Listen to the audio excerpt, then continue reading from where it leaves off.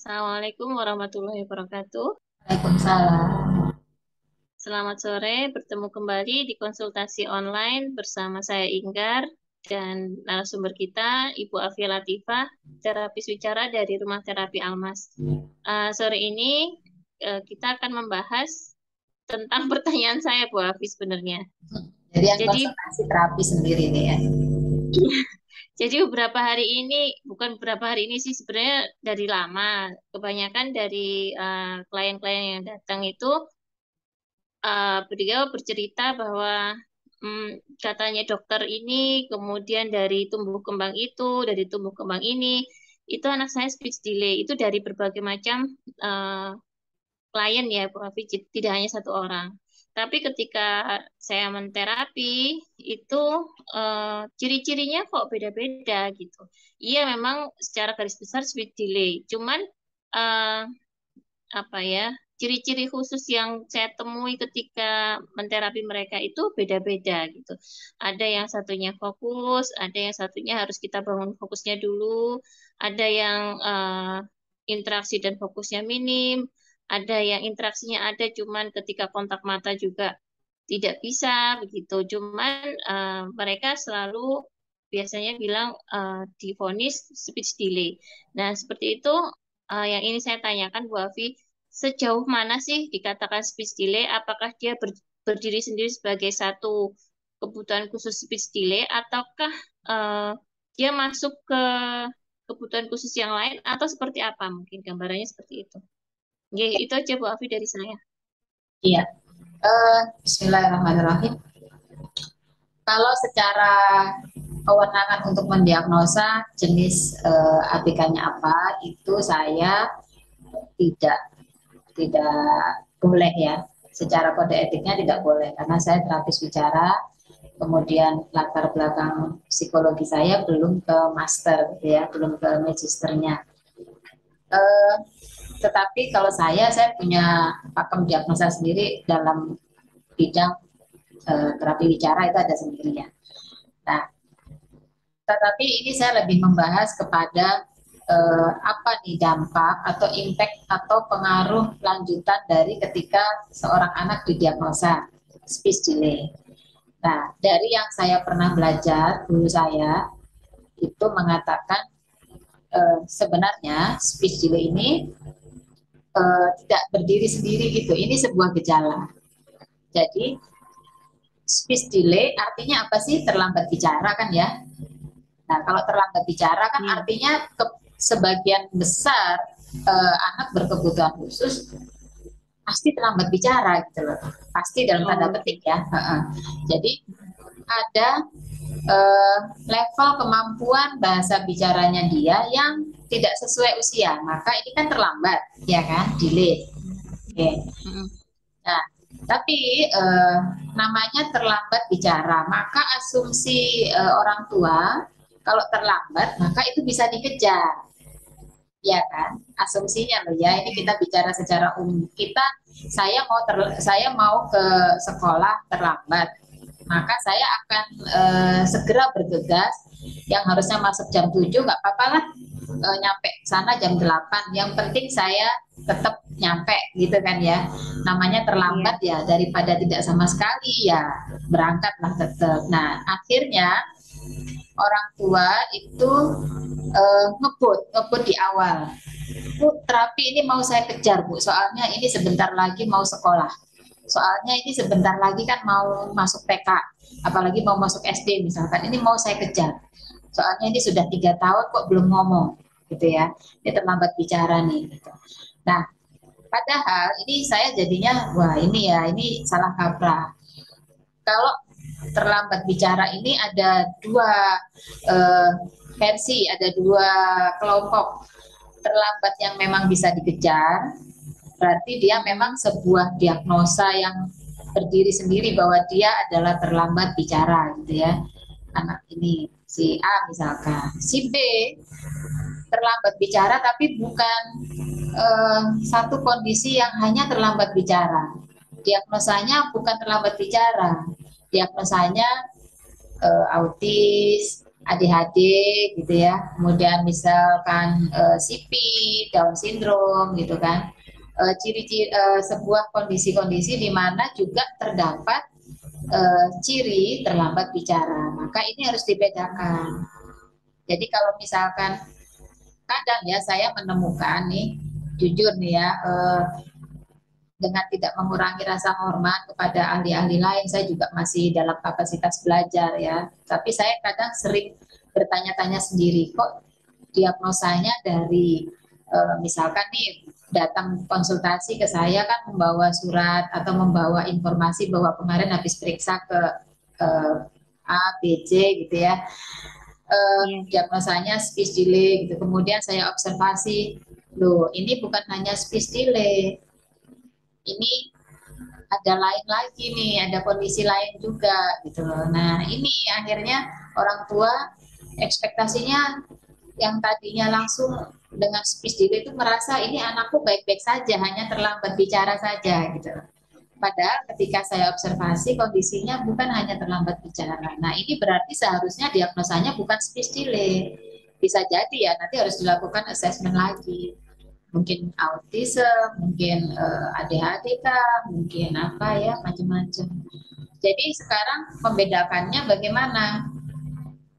Membedakannya begini, kalau yang dinamakan terlambat bicara sebagai sebuah diagnosa tersendiri, itu Mm-mm. yang terlambat adalah ekspresifnya. Jadi Bapak Ibu bisa buka lagi tayangan kami yang membahas tentang 5 tahap perkembangan bahasa bicara.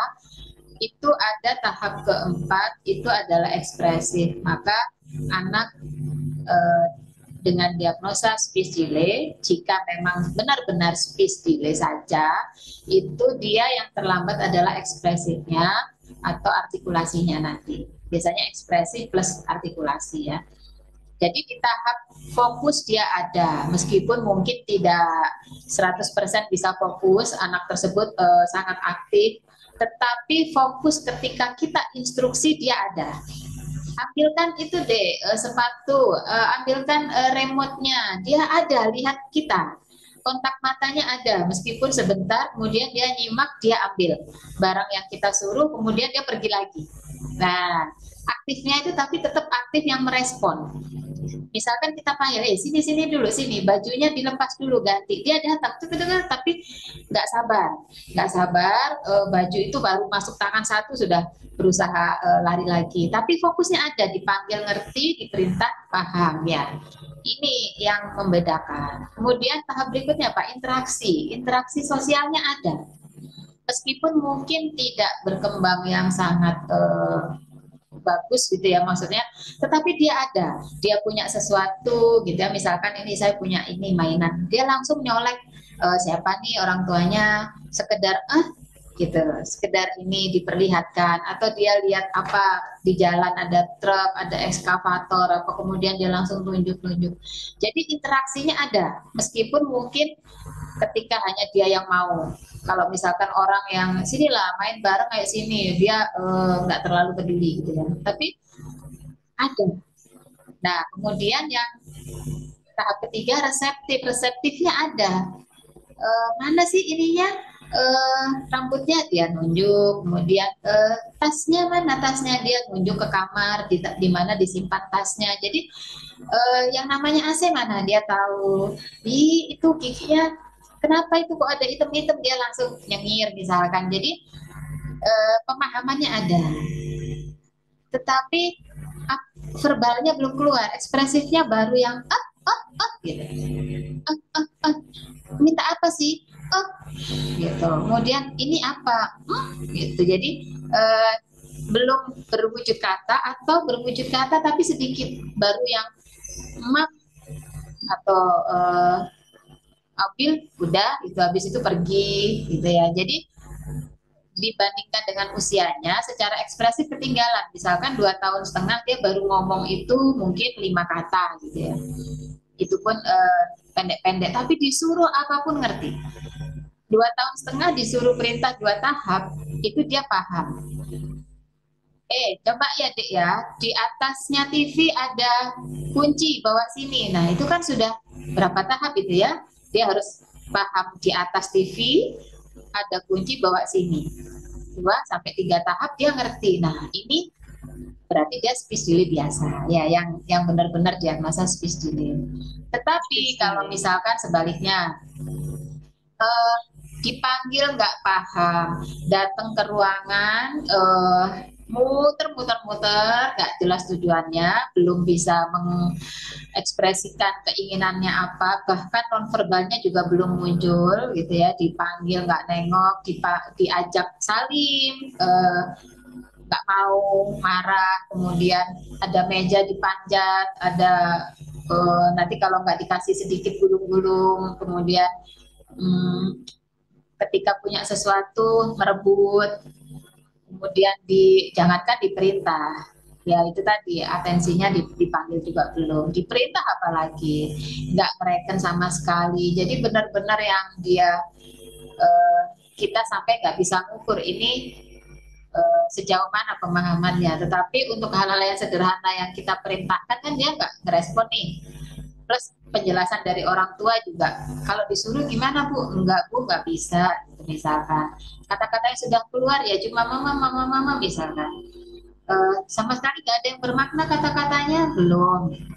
Kemudian di permainan, cara bermainnya dia itu belum berkembang. Jadi baru numpuk-numpuk balok gitu ya, nanti robot ditumpuk lagi, robot tumpuk lagi gitu. Atau misalkan mobil hanya satu, itu aja dorong, maju mundur terus gitu. Nggak ada berkembang ke level berikutnya ya, tahap permainan, tahap bermain. Itu berarti bukan speech delay biasa. Speech delay. Jadi speech delay-nya lebih sebagai salah satu gejala. Berarti dia ada hambatan juga di lain-lainnya. Terutama misalkan kita tanya, eh, dulu bisa jalan umur berapa Bu? Oh, baru 2 tahun Bu baru bisa jalan. Oke, kemudian makannya ini baru bisa makan padat ya barusan ini Bu. Gitu. Sementara usianya sudah mau 3 tahun misalkan. Nah itu kan berarti ada centang-centang di aspek-aspek yang lain. Maka ini bukan speech delay biasa. Terutama itu tadi ya kalau misalkan motorik, kemudian reseptif, kemudian kemampuan sosialnya melalui cara bermainnya, itu beda. Semoga ini bisa menjadi pembeda ya, sudah tercerahkan gitu. Artinya Iya. berarti nanti kalau dapat diagnosa speech delay, saran saya sih kita itu kalau bisa ada first opini, ada second gitu ya, cari lagi yang ketiga gitu. Jadi temui ahli-ahli dari berbagai disiplin ilmu yang terkait. Biasanya kalau yang dengan tumbuh kembang begini kan, pertama yang pasti dokter anak yang tumbuh kembang ya, kemudian psikiatri yang ke anak gitu juga bisa, kemudian rehab medik. Kalau di rumah sakit kan untuk terapi juga nanti di polirehab medik, kemudian apa itu psikolog pasti juga, kemudian mungkin juga diperlukan dokter syaraf anak bisa. Jadi kita mencoba mendapatkan informasi dari beberapa ahli, karena kasus ABK ini nggak diambil dipelajari hanya satu disiplin ilmu, enggak. Jadi semuanya beririsan nanti. Jadi ahli-ahli terkait ini ya. Kadang dengan yang sama bidangnya saja itu bisa beda pendapat. Nggak masalah sih, ini beda pendapat dalam hal keilmuan begini kan juga kita bisa maklumi lah ya, karena Iya. pengalaman, rujukan dan lain-lainnya bisa berbeda. Itu ya, Mika. Iya. Baik, terima kasih Bu Afi. Kalau boleh saya simpulkan, jadi ketika memang speech delay sebenarnya ada kebutuhan khusus sendiri ya, yang berdiri sendiri, tetapi dia tidak bermasalah di interaksi, kemudian fokus dan perilaku yang lainnya, gitu. Hanya bahasa ekspresi yang belum keluar. Sedangkan pemahaman tidak bermasalah, fokus dan interaksinya juga tidak bermasalah. Sedangkan speech delay yang ada gangguan di fokus, kemudian interaksi, itu belum tentu speech delay yang berdiri sendiri ya Bu Awi ya. Jadi bisa jadi akibat atau dampak atau mungkin salah satu ciri dari kebutuhan khusus yang lain begitu. Baik, terima kasih Bu Afi. Sekali lagi buat ayah bunda yang ingin berkonsultasi, rekan-rekan terapis maupun adik-adik mahasiswa, monggo silahkan kontak eh, nomor HP di bio video ini. Nanti kita akan konsultasi online bersama saya dan terapis bicara dari Rumah Terapi Almas. Baik, terima kasih Bu Afi. Saya tutup. Assalamualaikum warahmatullahi wabarakatuh. Assalamualaikum warahmatullahi wabarakatuh.